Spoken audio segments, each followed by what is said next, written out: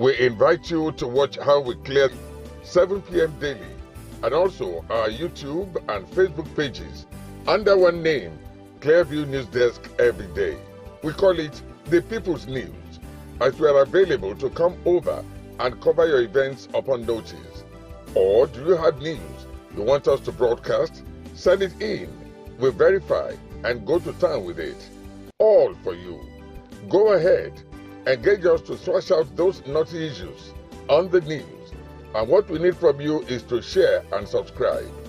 More important, convince your loved ones, friends, relatives, co-worshippers, and more to subscribe so as to be getting notifications as we break the news.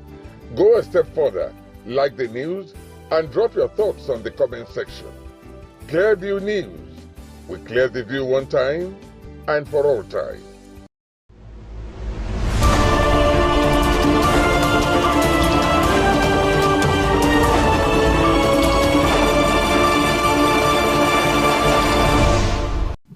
Hello and welcome to Clearview News Desk. We are reaching you live from Nigeria's capital city, Abuja. First, the headlines.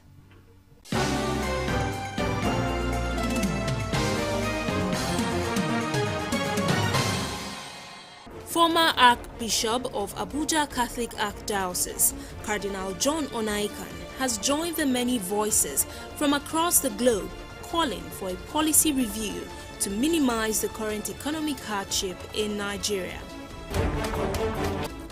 No fewer than 18 persons reportedly burnt to death in a lone accident along Ijebu Ode Benin Expressway. Federal agents arrest famous American singer Sean Combs, popularly known as Diddy, over grand jury indictment for multiple sexual assault.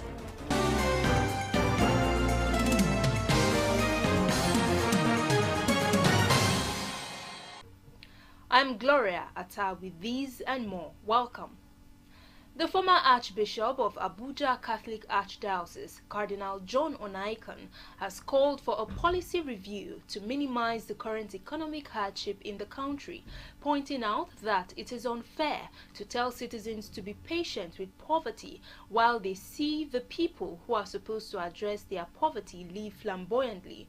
Onaikan made the call in an interview with journalists on the sideline of a Marian concert organized to mark the 2024 Feast of the Nativity of the Blessed Virgin Mary in Abuja. Onaikan, who decried the economic hardship in the country, urged Nigerians to use the occasion to pray for leaders at all levels to always make the right decisions to curb the tension in the land. It is no longer strange and surprising that the Edo governorship election scheduled for September 21 has become a battle between former allies, Comrade Adams Oshiomhole and his successor, Governor Godwin Obaseki. They are both not on the ballot, but it is clear that they are bent on ensuring that their candidates become the next governor of the state. How they achieve this will largely depend on their ability to rally their troops and grind out a superior strategy to outdo the other. Going down memory lane, Oshiomhole, a former governor of the state and now a senator representing Edo North, made the emergence of Obaseki possible in 2016 against the wishes and advice of the leaders of the APC, who felt that his then deputy, Pius Odubu, or another politician would be a better successor. However, Oshiomhole was able to convince the party leadership that Obaseki, who was instrumental in sourcing funds for the developmental projects embarked upon during his tenure, would do a better job. With political maneuvering, Oshiomhole made it possible for Obaseki to emerge as the winner, beating Odubu to the ticket at the party's primary. The former governor didn't stop there. He was the face of the Obaseki campaign, moving from one local government area to another, and at the election proper, Obaseki defeated Pastor Osage Ize Iyamu, who was the candidate of the People's Democratic Party. 2 years into Obaseki's tenure, party leaders who were urged to support his victory expressed dissatisfaction with the governor for not including them in his administration. The issue got to Oshomole, whose peace effort fell flat on his face as Obaseki insisted on being his own man and would not be pushed around or dictated to by a godfather or blackmailed into what he does not want to do by party leaders. By this decision of Obaseki, the Cold War between the two began. The 2020 governorship election became another opportunity for the two political gladiators to engage in another battle of wits. At that time, Obaseki, who was seeking a second-term ticket, had been pushed out of the APC after he was disqualified to pave way for the emergence of Ijebu, who had defected from the PDP to the APC. Obaseki then sought refuge in the PDP with the South-South vice chairman of the party, Dan Obi, prevailing on party members in the state to allow the governor to use the party's platform to realize his second-term ambition. The party went to work under the state chairman, Tony Aziegbemi, and Obaseki defeated Ijebu again to earn his second-term ticket. Obaseki's win linked to the Edo Nobi League gained prominence among the Edo people after the APC national leader, now the president of Nigeria, Bola Tinubu, threw his weight behind the candidacy of Ijebu. It was a crushing defeat for Oshomole, who had pleaded with Edo people to vote for Ijebu despite demarketing the same candidate 4 years ago when he, Ijebu, was with the P for another 4 years was unfathomable, and the party began to move to the opposition politics needed to keep Obaseki's administration on its toes. However, the fallout between Obaseki and his deputy Philip Shaibu over the latter's insistence on succeeding his principal brought Obaseki and Oshomole together as they were seen at a few state functions, which threw up insinuations that they had settled their rift. With the 2024 governorship election on the horizon, the interest of Oshomole and Obaseki shifted back to their parties as they forgot their brief romance. For both men, the fight to ensure their candidates win the election on September 21 is not negotiable. As usual, Oshomole has been the face of the APC campaign, pushing the party's candidate, Monday Okpebolo's candidacy and the APC's message to the nooks and crannies of the state, while Obaseki, who is said to have connected Aswe Igodalo to leaders of the PDP in the state, is rooting for his candidate from the rear. However, the campaign has pitted Oshomole against Obaseki as it has afforded the two key men an opportunity to showcase what they have achieved as governors. Meanwhile, Oshomole and his people have said that development stopped the moment the former governor left the saddle, while Obaseki's aide and the Aswe Ogi Campaign Movement Management Council have scored the governor high. The campaign took a new twist few weeks ago as Oshomole fired a salvo in reply to a speech made by wife of Obaseki, Betsy, at a campaign rally. The co-chair of the G20/T20 AfriDays, Kelvin Giraji, has called on African Union and African leaders to take advantage of the forthcoming Africa Digital Economy Summit, scheduled to hold from October 27 to 30th this year in Brazil, to drive economic growth, create jobs and enhance digital infrastructure across the continent. Giraji gave the advice in a press briefing, also urging stakeholders and the general public to take advantage of the early bird tickets to be part of the summit. Clever News, Imefonokon was there and tells us more.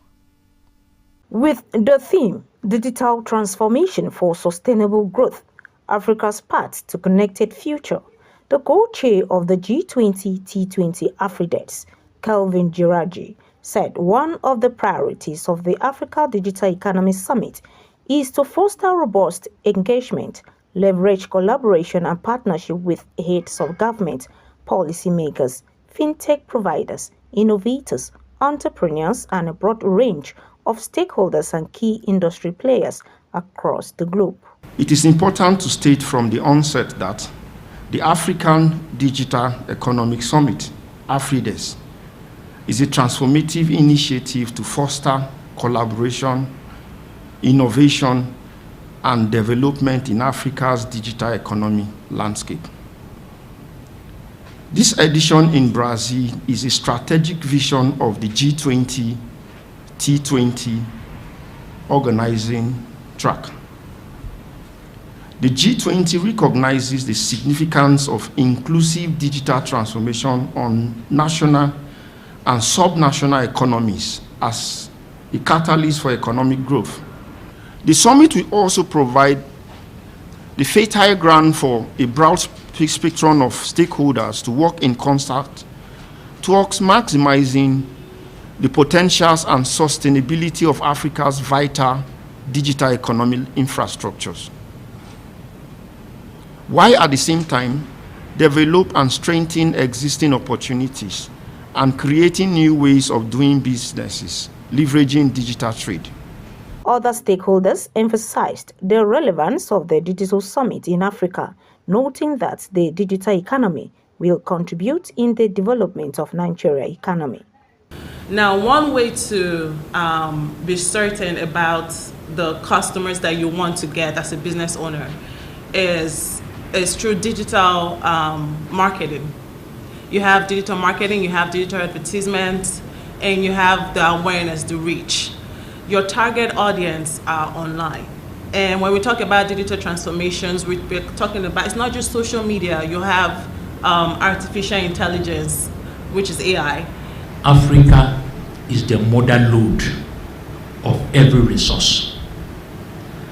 And to harness, drive, and transform these resources to constructive machines that will give us the results we so expect.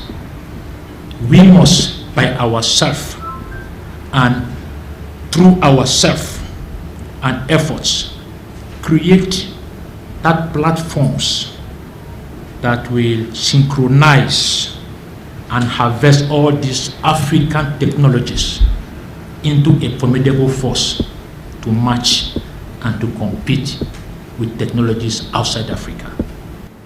In other words, this is an effort to institutionalize, formalize the way you do things.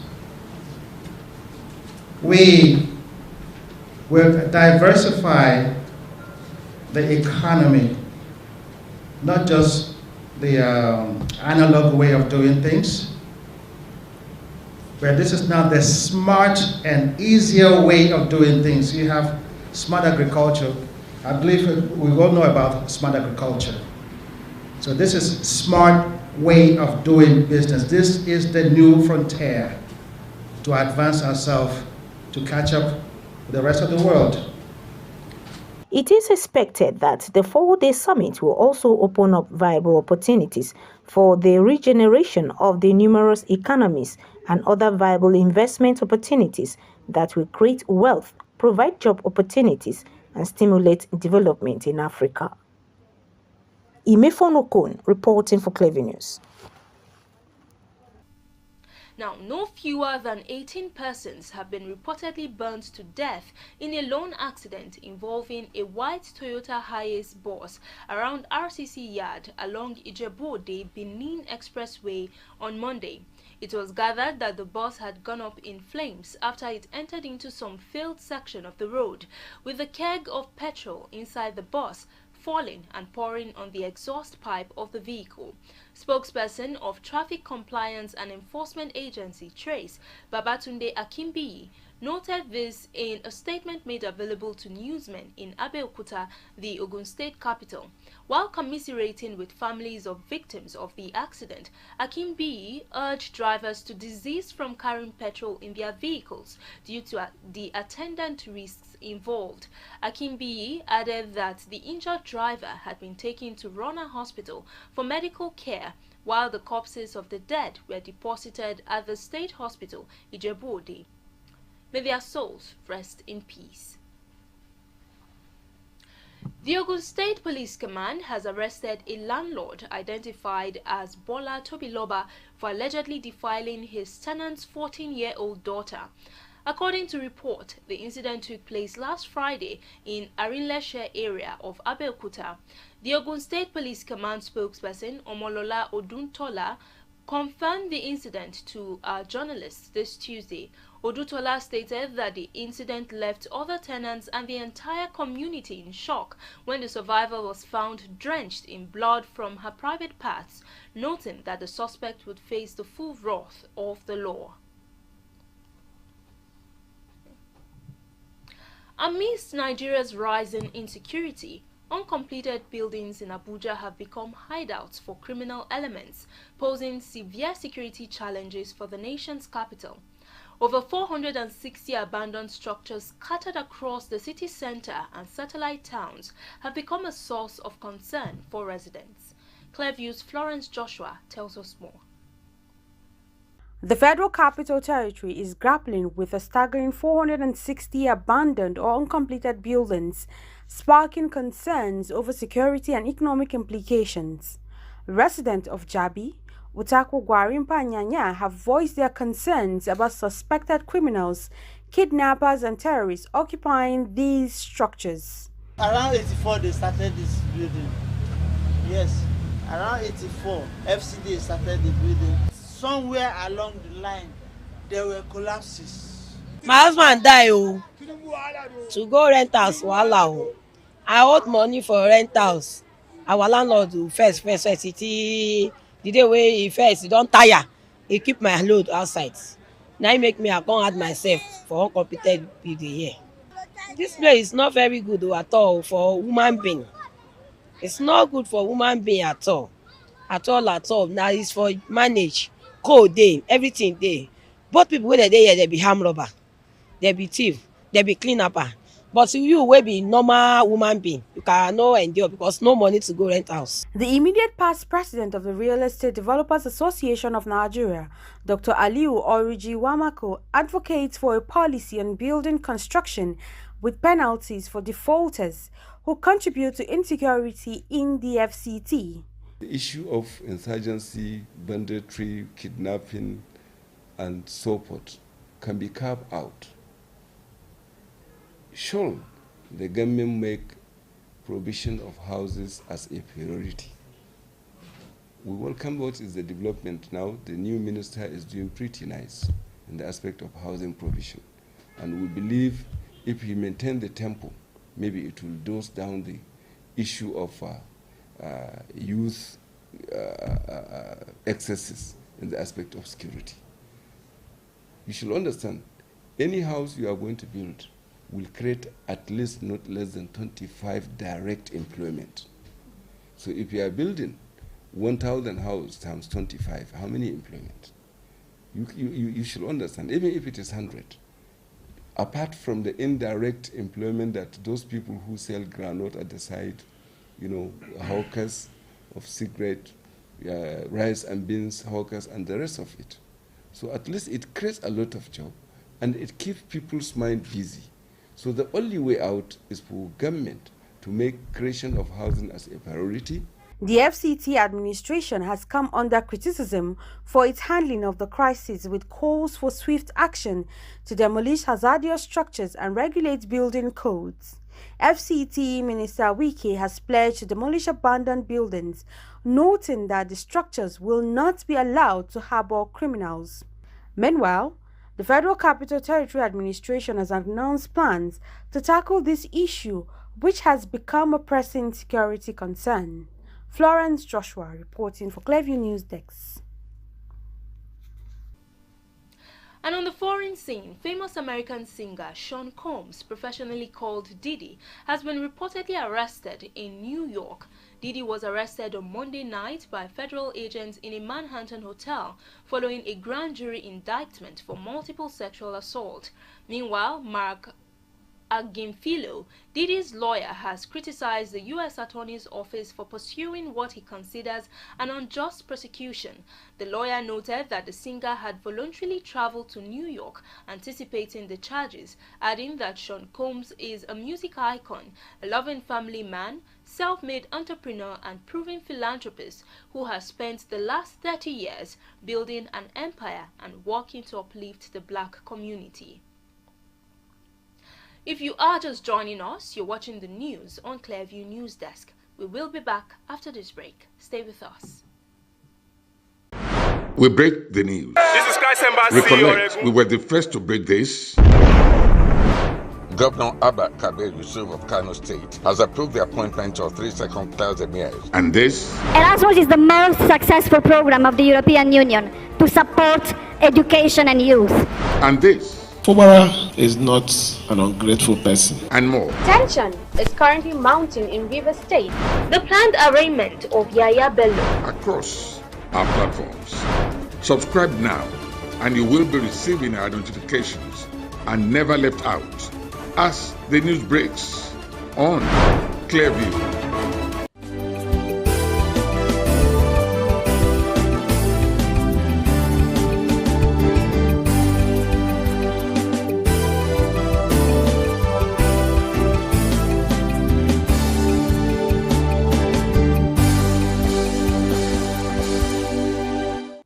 Welcome back. The get-rich-quick syndrome and obsession for easy money, which form part of the dominant socio-cultural values in contemporary Nigeria, have continued to plunge many into adopting various forms of strategies to cope with the harsh economic realities. Closely related to these syndromes is the Ponzi scheme, a very popular means of acquiring wealth by investing a certain amount of money with little or no risk to yield a double of the original amount invested within a short period of time. The acceptance and participation in Ponzi schemes among the Nigerian populace is, however, worrisome as more and more people continue to fall victims of these schemes and end up losing their life savings, property, and sometimes their lives. In this report, Clearview's correspondent was on the streets of Abuja City to find out why the schemes remain popular among Nigerians despite the risks involved. Have you ever come across an investment platform on social media guaranteeing you unbelievable return on investment with little or no risk attached? Then you have come across a Ponzi scheme. A Ponzi scheme is essentially a pyramid scheme that operates on the basis of robbing Peter to pay Paul. The promoter or fraudster pays the initial investors enormous returns using the investments of subsequent investors rather than profits from any money-yielding business. Ponzi schemes generally have no viable business model and very rarely generate any legitimate profits of their own. In recent times, Nigeria's social cycle, both on and offline, has been saturated with messages like pay 20,000 naira and get 100,000 naira in 40 minutes, refer 5 friends and get 20,000 naira per referral. Ponzi schemes operate under different pretenses. Some of the most popular Ponzi schemes in Nigeria are the now rested MMM, Twinkers, Ultimate Circular, Get Help Worldwide, Givers Forum, iCharity, Racksterly, and so on. The rise in Ponzi schemes is, however, worrisome, as many more continue to spring up wearing different garments, even as many more Nigerians continue to suffer the loss of their monies and property. Analysts blame the continued rise to the absence of effective law enforcement by regulatory agencies. Some Nigerians are, however, forthcoming with possible solutions. Government must provide an enabling environment for the youth to strive. When you ask people, why do they go into some of this, what you call pundits these days, even the yahoos are crept into that. They create some of this platform on social media, people jump into it. What do they want to do? To make money. There's nothing better than prison for them. When you siphon somebody, people's fortune, are you getting it? And a fighter of fight, you don't even let them to live. Some of which commit suicide. Are you getting it? Somebody commits suicide. What if the better option is suicide the person that commits the crime? You know, they should face the full wrath of the law. Because you cannot just call me that I should come and maybe pay stipends and collect something that I'll use in trading or helping myself in future. And you expected that at the end you just abandon everything. Let them face the full wrath of the law. To regulate it, it is very hard for government to regulate. Of course, we have SEC. That is the job function of SEC. All these people they are expected to duly register with SEC. But if they don't do that, gullible Nigerians, do you understand now, that are so greedy, they fall into their traps. That is just it. So, when next you come across an investment advertisement online, remember to conduct background checks on the company and how it makes money. Previous reports for investors, yearly audit systems, tax payment systems, and most especially their plans for return on investments. This is important to avoid what the Nigerian layman calls premium tiers. And that's the news. But before we go, a recap of the top stories.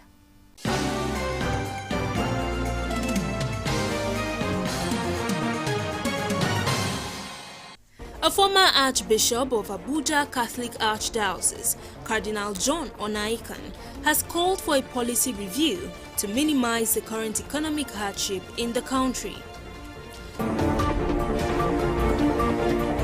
No fewer than 18 persons have been reportedly burnt to death in a lone accident involving a white Toyota Hiace bus around RCC Yard along Ijebu Ode Benin Expressway on Monday. We also told you that famous American singer Sean Combs, professionally called Diddy, has been reportedly arrested in New York by federal agents in a Manhattan hotel following a grand jury indictment for multiple sexual assault.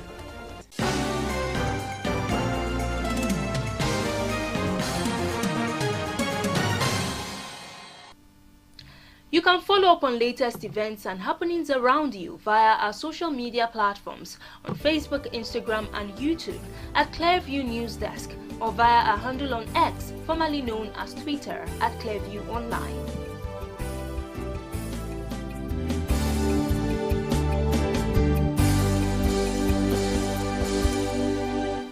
Many thanks for joining us. I am Gloria Atta.